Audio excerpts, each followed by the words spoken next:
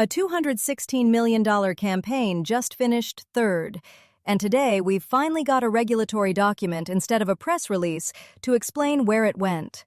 This is the California governor's race, and there's a poll out today that says the people calling this thing settled may want to read it twice. We're starting with the FPPC contributors list, the document that shows who cleared $1 million. After that, the Emerson poll that's older than it looks, and Porter's own closing argument on the record. From Fair Political Practices Commission. The lists below reflect top contributors as reported by committees that have raised at least $1 million and are primarily formed to support or oppose a state ballot measure or a candidate for state office in the June 2026 primary election. The following are the total amount donated by top contributors to each state ballot measure that is pending Secretary of State verification or are still circulating for signatures. Okay, the FPPC top contributors list is up. The regulatory document we've been circling all week. Committees that cleared $1 million, top donors named, and it's in a government disclosure, not a campaign press release. And here's the line that jumps out. $50.8 million in committee money raised to oppose Tom Steyer specifically, rather than boost a rival. Somebody spent serious money to bury him. $50 million to take down a guy who burned through his own fortune anyway? That's the part nobody priced in. Steyer wasn't just spending himself into a ceiling, he had a wall of opposition cash on the other side. And look who's actually best funded by this measure. Matt Mahan, 16.7 in support. The San Jose mayor. Swalwell's at 12.7. The names the pundit class wrote off are sitting on the biggest support numbers in the field. Right, and Becerra's support committee total here is $10.3 million. For the guy everyone's calling inevitable, he's not topping this list. The money map and the coronation narrative don't quite line up.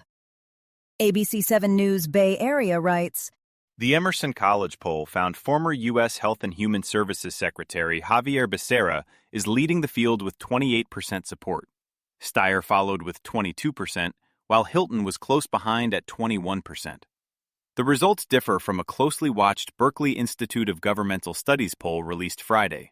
That survey showed Becerra leading with 25%, Hilton in second at 21%, and Steyer at 19%. This is the Emerson poll I've been waiting all week for. Becerra 28, Steyer 22, Hilton 21. Steyer and Hilton inside a single point of each other. That doesn't look locked up. Adam, that poll was in the field June 1st. Steyer's out. You're stress testing a runoff field that's already been certified. Sure, but that snapshot still tells you the conventional wisdom hardened around Becerra inevitable way faster than the numbers justified. On June 1st, second place was a coin flip. And it cuts against the triumphalist read, too. That NY Mag Hilton's win is really Becerra's frame. Becerra's runoff path was still genuinely unsettled in the polling as the count certified. His coalition wasn't the juggernaut the punditry sold. And look at the disagreement. Berkeley IGS had Hilton over Steyer 21-19. Emerson flips it. Two reputable polls, opposite second place. Neither one is gospel. California is enormous, like 5 media markets enormous. So how does all this campaign cash actually move the needle? And is there a point where just throwing more money at it stops working? So, the scale really is staggering. CalMatters says this is already the most expensive primary campaign in California state history, with billionaires, big oil, and other outside interests piling in. And the center of that is Tom Steyer, the former hedge fund manager turned liberal climate activist. By late spring, AP had him at roughly $120 million of his own money on advertising alone. Those ads were basically everywhere in Los Angeles, the state's largest media market. TV, phones, messages on household costs and immigration. In a state this big, money buys name recognition at industrial scale. You're paying to introduce yourself to millions of voters who may have no idea who you are. But then the ballots start coming in. A week after the June primary, with votes still being counted, Steyer was in third with about 22%, behind Republican Steve Hilton and Democrat Javier Becerra, according to the Secretary of State. So yeah, experts are already treating this as a possible case study in the limits of money in elections. So if $120 million can't even get you to second place, what's carrying the candidates who are ahead of him? That's exactly what experts are chewing on. Cal Matters noted the money story may be less about the headline-grabbing self-funders and more about how down-ballot candidates and outside groups are spending.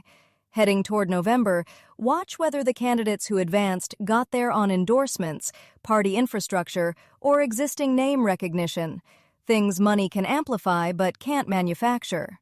This race is turning into a stress test of whether a fortune can stand in for political roots. Here's California Secretary of State. Unlike most other Democrats, I refuse donations from corporations and lobbyists. Those special interests and PACs have too much power in Sacramento and are making California unaffordable for the rest of us.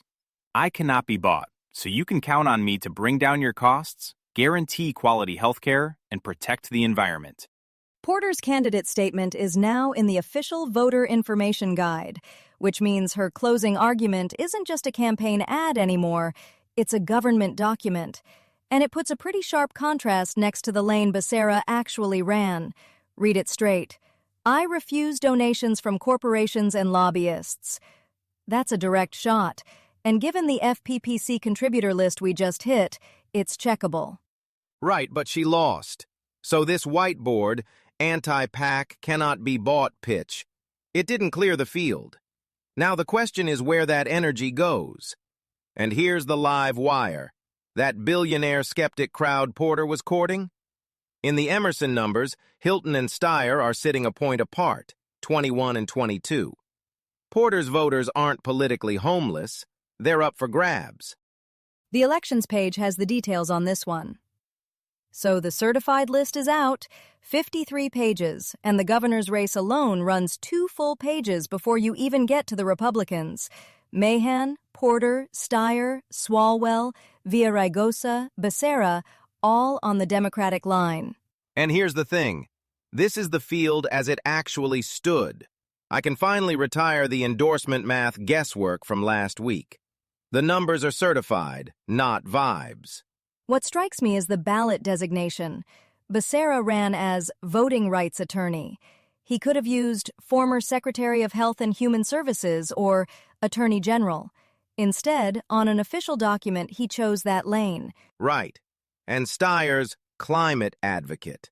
A guy who spent over $200 million and picks the 2 least transactional words on the page. The Emerson snapshot had him at 22, Hilton at 21. This certified list plus that poll tells me the second slot was never as locked as the desk decided it was. 26 candidates filed for one office. Somewhere on this list is a man whose legal name reads Barack D. Obama Shaw, business owner. The certification process does not editorialize. That's California democracy.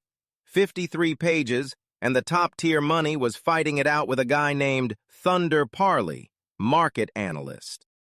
If you follow the governor's race, you might also like Los Angeles politics and urbanism daily. City Hall, housing abundance, homelessness response, metro, public safety, and small business permitting. Find it wherever you listen to podcasts. You'll find links to every story we covered in the show notes, if you want to spend a little more time with any of them. That's California governor's race for today. This is a Lantern podcast.